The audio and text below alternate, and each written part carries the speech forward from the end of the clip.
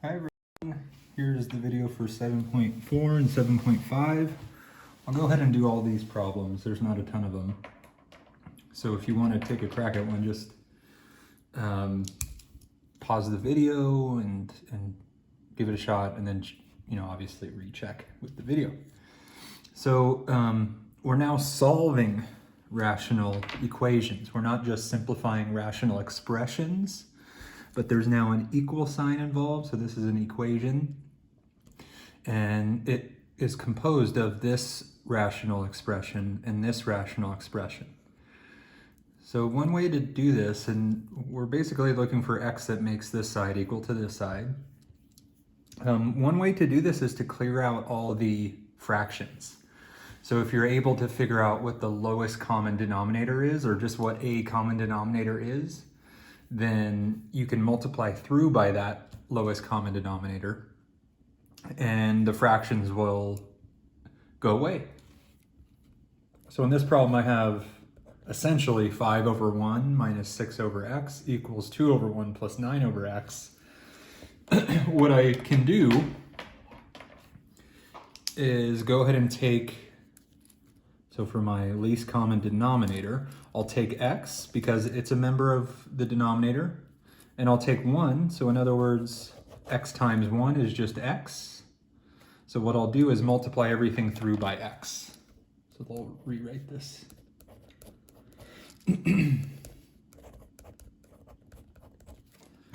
So I'll multiply this left-hand side by x, and then I'll multiply this right-hand side by x. So I'm distributing twice, right, on this left-hand side and then on this right-hand side. So I would get on the left, I now have 5x. When this multiplication occurs, the x's cancel. So I just have negative 6 now, equals x times 2, 2x, x times 9 over x. Again, these x's cancel, and that was the whole point. So now I've gone from something that looks maybe a little too complicated down to something that looks more manageable. So combine like terms. I'll go ahead and add 6. So 5x equals 2x plus 15.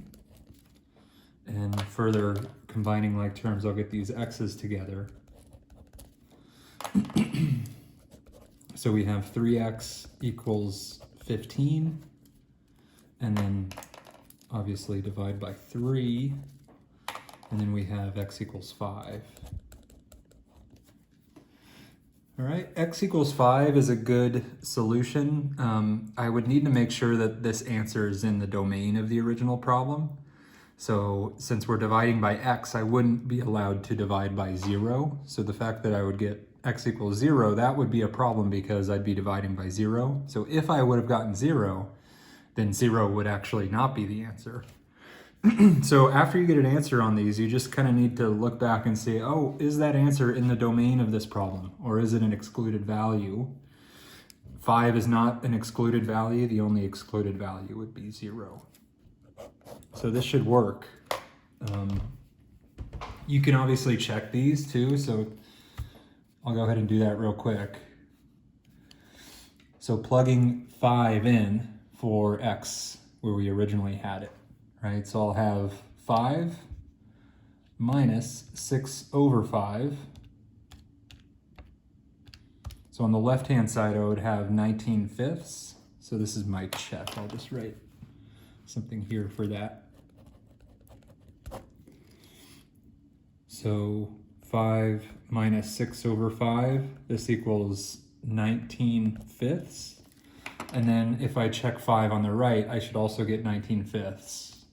So 2 plus 9 over 5, I also get 19/5. So this equals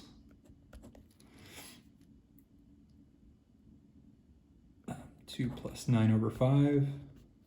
So everything is equivalent. All right, let's try another one. So here's a more complicated example. So what we want to do, if we don't see the factors, we want to factor first. So I do see that d minus 4 is the only thing here, but we have this polynomial that's in expanded form. What we want to do is actually factor it. So just to remind us of that factoring process, if I have ax squared plus bx plus c, we factor this. One way to do this, so step 1 is to multiply a times c. So step 1 in particular, so what I'm actually factoring in this case is d squared minus 9d plus 20. So here's my general statement, here's a particular statement over here. So a times c, in this case, a is 1, so a times c equals 1 times 20, in other words 20. Step 2 is factor a times c, looking for factors that add to b, so this b here.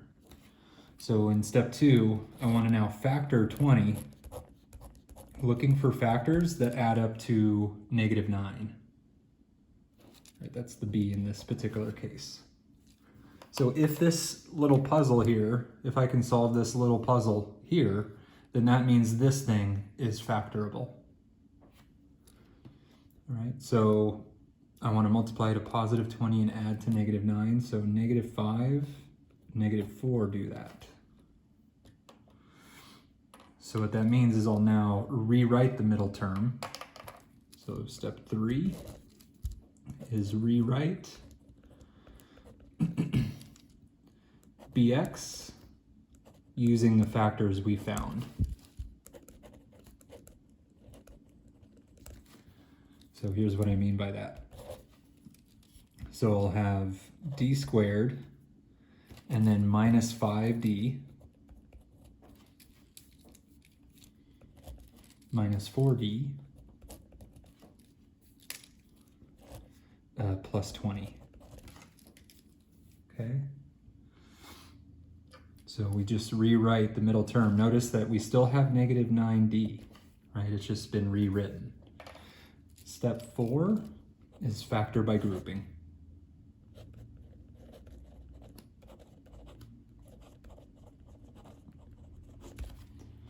So what I mean by that is I'll focus on these two terms and these two terms, and I'll factor those. So what is shared here is d, so I'll factor out d, leaving behind a d minus 5. The only thing common here looks like a 4, but since the 4 is a leading -4, I'll factor out -4.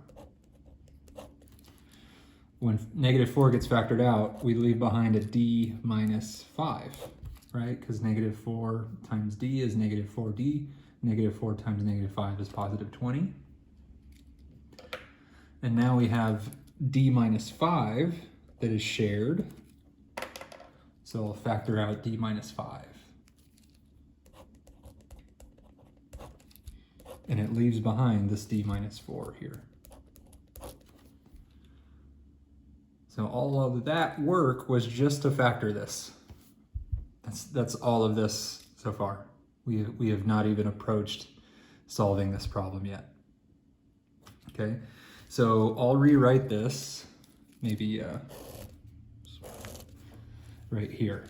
So we have 6 over d minus 4 equals 12 over this thing here that we factored. D minus 5 times d minus 4. So this is just our problem rewritten in terms of the factorization. What we now want to do is look for the least common denominator and then multiply through by it.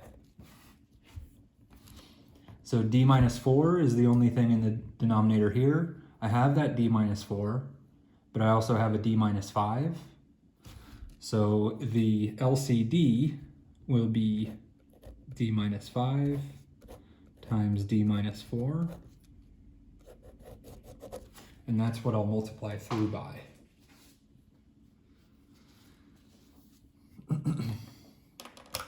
Okay, so down here, maybe I'll write this problem now. We have 6 over d minus 4 equals 12 over d minus 5 times d minus 4.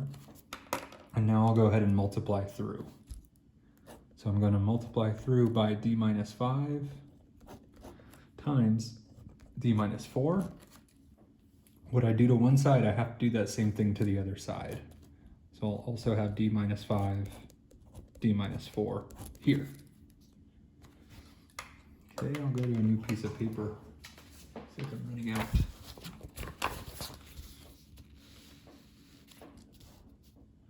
So when these multiplications take place, the whole purpose behind performing these multiplications is to get the fractions to go away.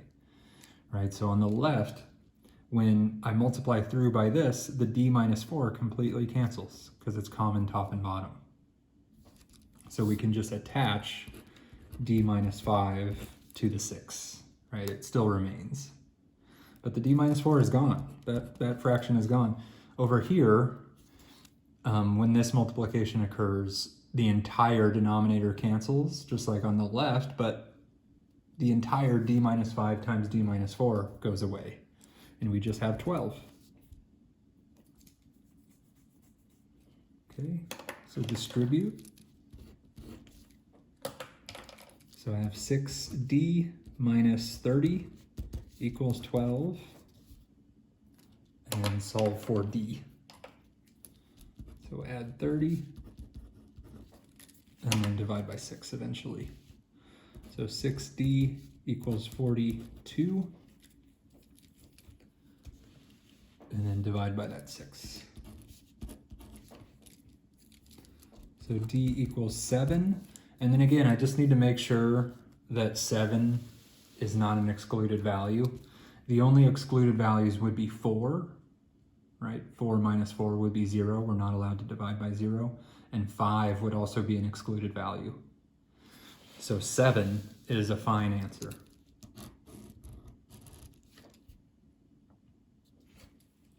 Okay.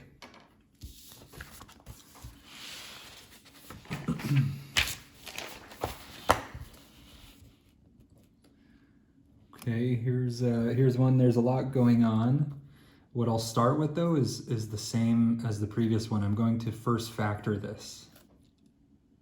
Okay, so step 1 of that factoring step was take a times c. So in this case, a is 1. So I have 1 times negative 15. This is negative 15. Step 2 is now factor negative 15. Looking for factors that add up to 2 in this case. Okay, if this happens, if this little puzzle has a solution, then it factors. If it doesn't, then it just doesn't factor, and that's okay. We would have this, this, and this in that case as our least common denominator, but this looks like it does factor. 5 and negative 3, right? So 5 minus 3, or 5 plus negative 3, either way you want to think about it, is 2. And then 5 times negative 3 is negative 15. So these are the numbers that work. So for step 3, I'll rewrite. So p squared plus 5p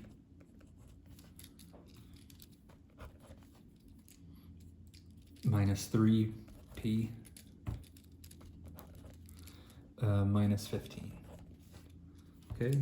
Step 4 is factor by grouping. So I'm going to look at these two groups. So factoring out here, looks like a p is shared. So p plus 5 is left behind, right? P times p would be the p squared. P times 5 is the 5p.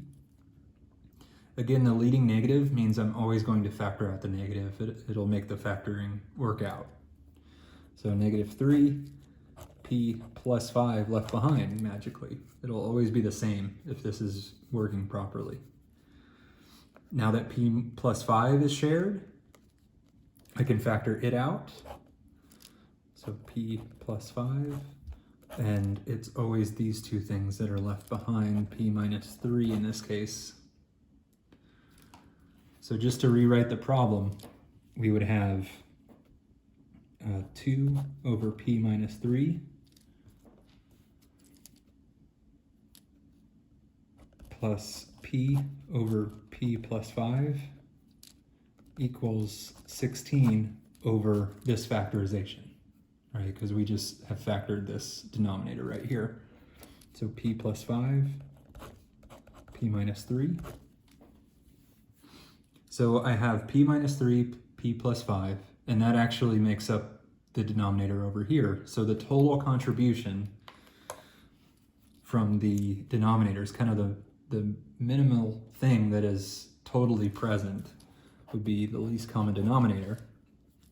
And that's exactly p plus 5 times p minus 3.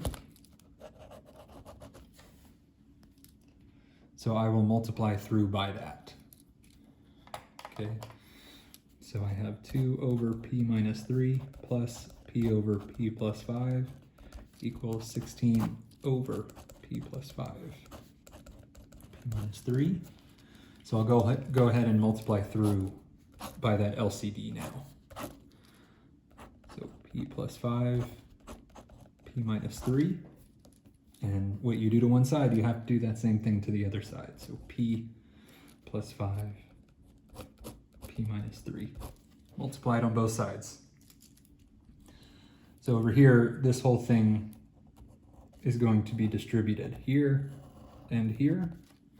And we're just multiplying straight across on the right. So when this distribution occurs, for this first term, the p minus 3's will cancel. So the only thing left would be 2 times p plus 5.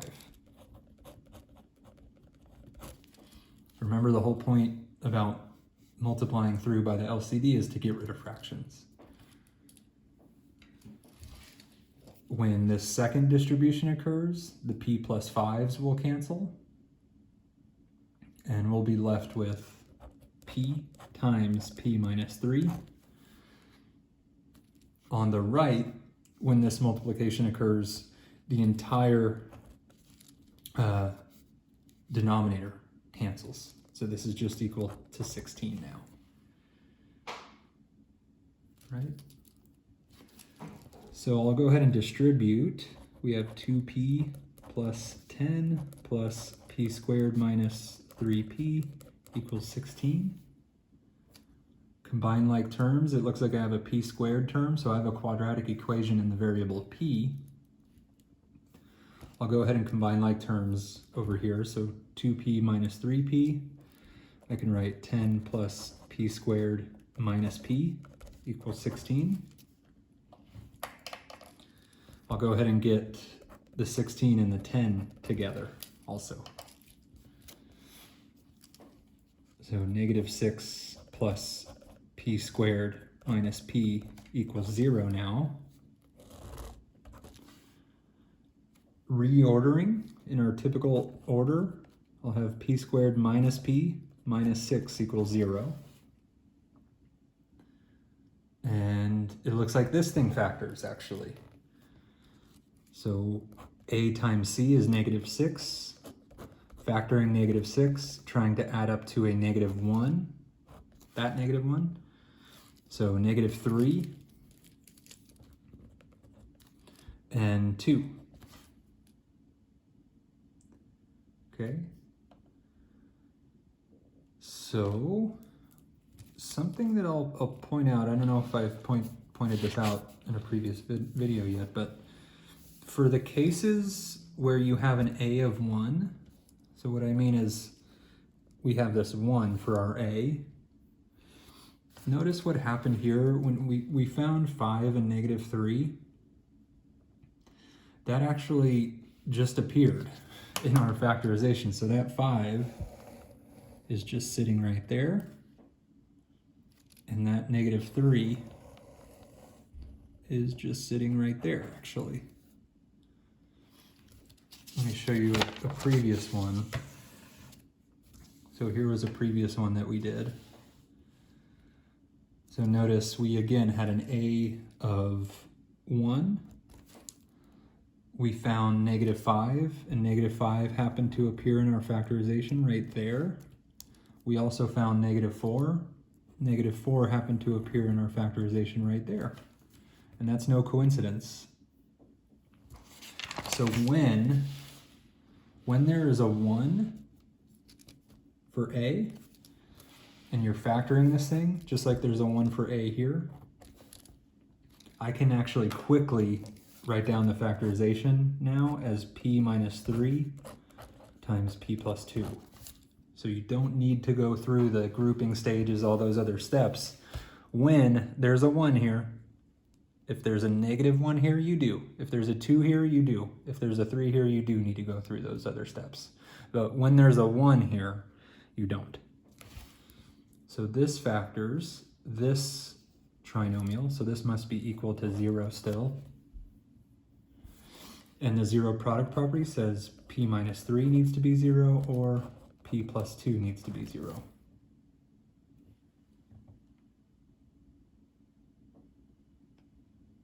Okay, solving those, I get, let's see, -2. So I'm getting P equals 3 or P equals -2. However, if you look at our problem, we're claiming that 3 is an answer, but if you plug in a 3, 2 over 3 minus 3, that will be 2 over 0, which is not a thing. 2 over 0 is not a thing. So for that reason, actually P equals 3 is not one of our answers. So that would actually be an excluded value. And it just so happened to materialize out of this other work. But this work doesn't have any understanding about what our original problem was. Right? This work is producing some answers, and it has no clue that we're solving some larger problem with excluded values.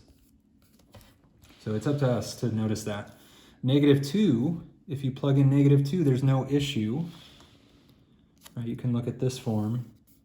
Plug in a -2 for P, you're not dividing by 0. Plug in a -2 for P, you're not dividing by 0, not dividing by 0, not dividing by 0. So P equals -2 is actually our only answer for this one. 3 is false. It is not an answer. So these are called extraneous or spurious solutions. So sometimes people call them extraneous or spurious, but they're solutions that seemingly are mathematically true, but upon further investigation, they actually don't work. All right, next one. So here's an applied problem where we now have a rational equation within a contextualized kind of story here. It says the Lansing cross-country team is having t-shirts made to raise funds for their, I should say, awards banquet. The cost per t-shirt can be found by using this equation. So the cost equals 125 plus 8t over t, where C is the cost per t-shirt in dollars when t-shirts are made. Part 1 says, what is I guess it should say, the per t-shirt cost if 100 t-shirts are made.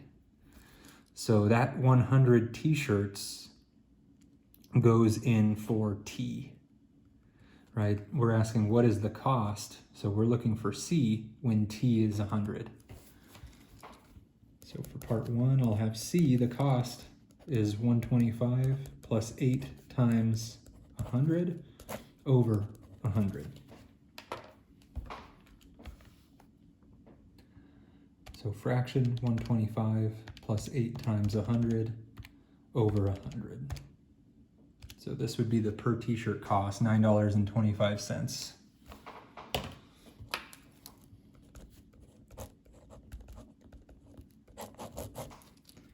Let's see what part 2 says. It says if they want the per t-shirt cost to be $9 exactly, how many t-shirts t-shirts should they make?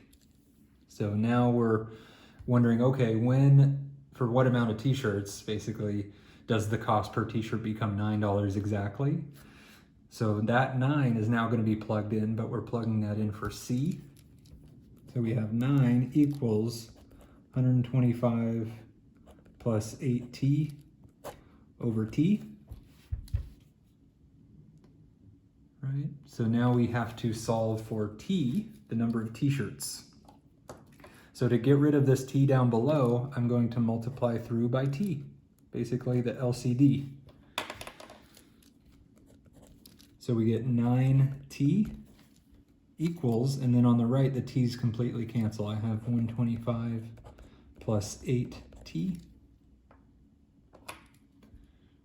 and combine like terms.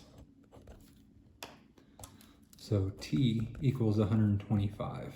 So there would be 125 shirts.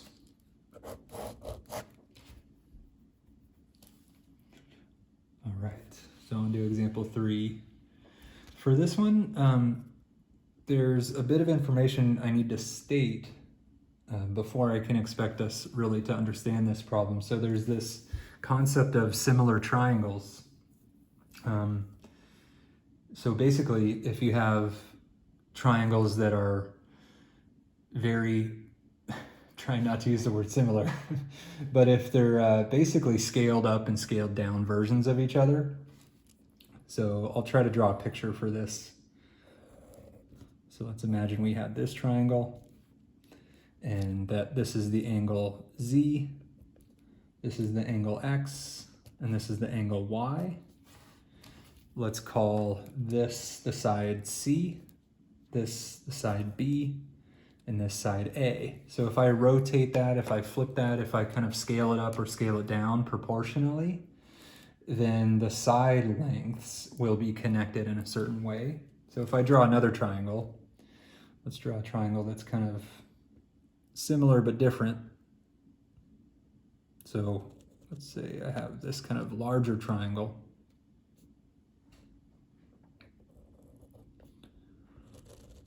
But imagine that I was a better drawer and that these proportions are the same.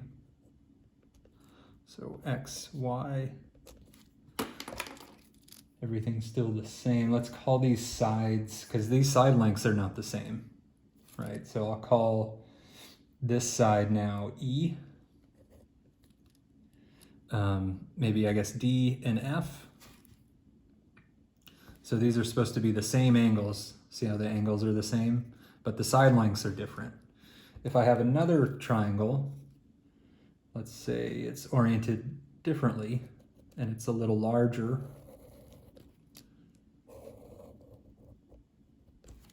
But proportionally, it looks to be the same. It looks like, though, that this would be my angle Z, this would be my angle Y, and this would be X. So these side lengths are not the same, though, as these ones over here. So this would be, let's call this Q, R, and P.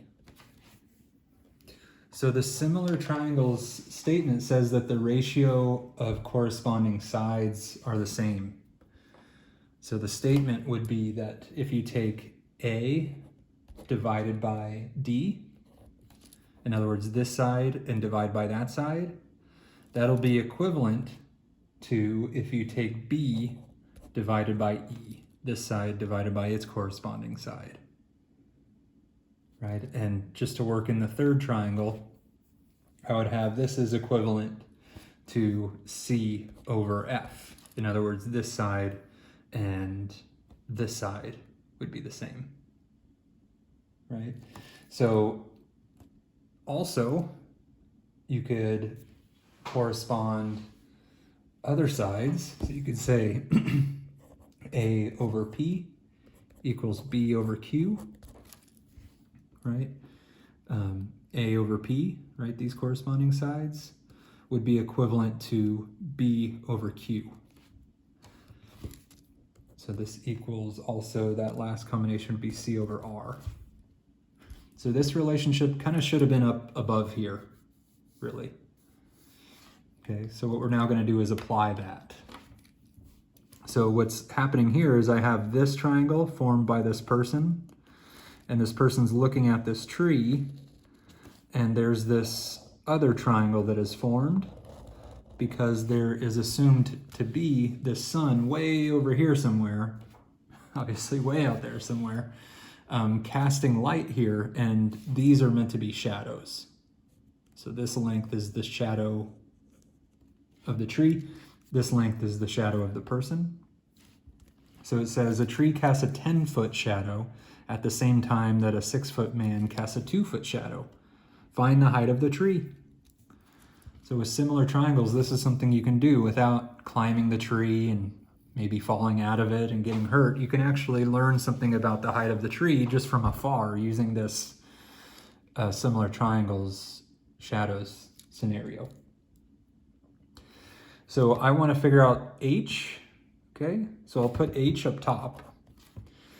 So h divided by what? So what is the corresponding side on the smaller triangle? It looks like it's the 6. So h over 6 would be equivalent to 10 over the equivalent side of the man's shadow, 10 over 2.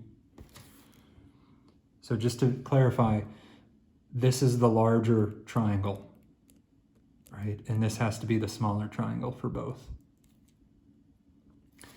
So going ahead and solving this for h, I will multiply by 6 both sides. So h equals, this is 5 times 6, it's a 30-foot tree.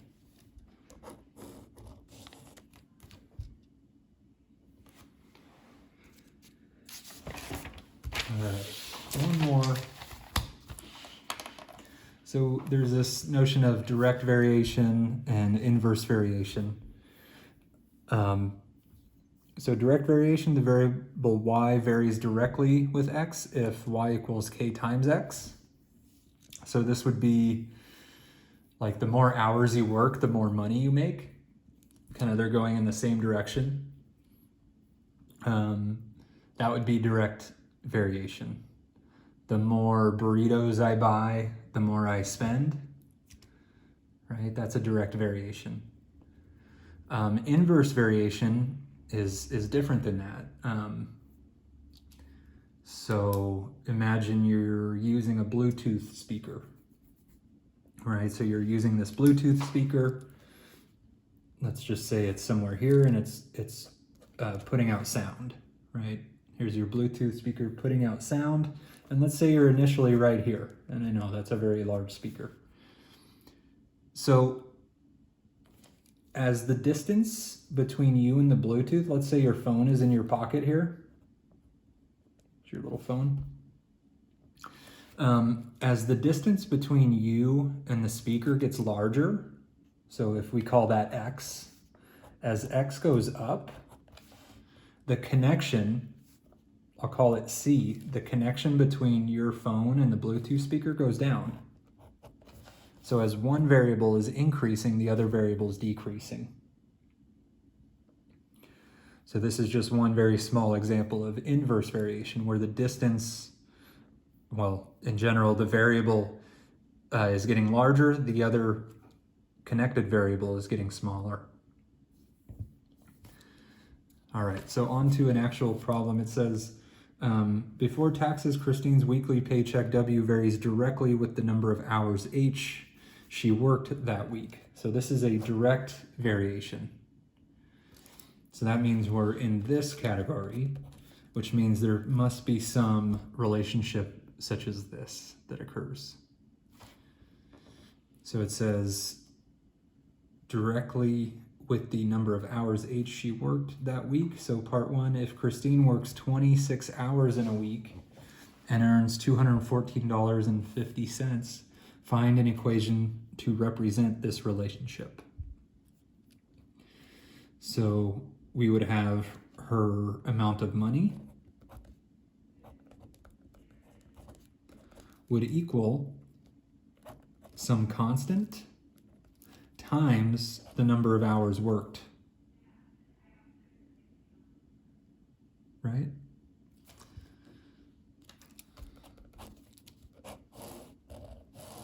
So here's Y, the output. When she inputs 26 hours of work, there is some constant that is being multiplied by that 26 hours of work that then produces this amount of money. Part 2 is just saying, what is Christine's paycheck if she worked 32 hours in a week? So to figure that out, we need to figure out what K is. So from part 1, we have K times 26. So to figure out K, I'll divide by 26.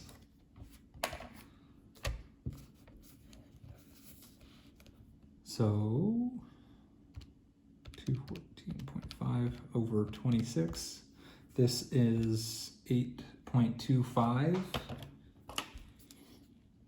So 8.25 equals K.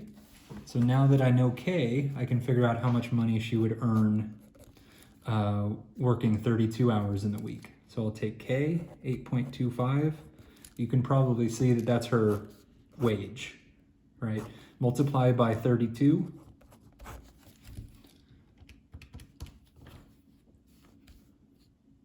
So $264 in that case.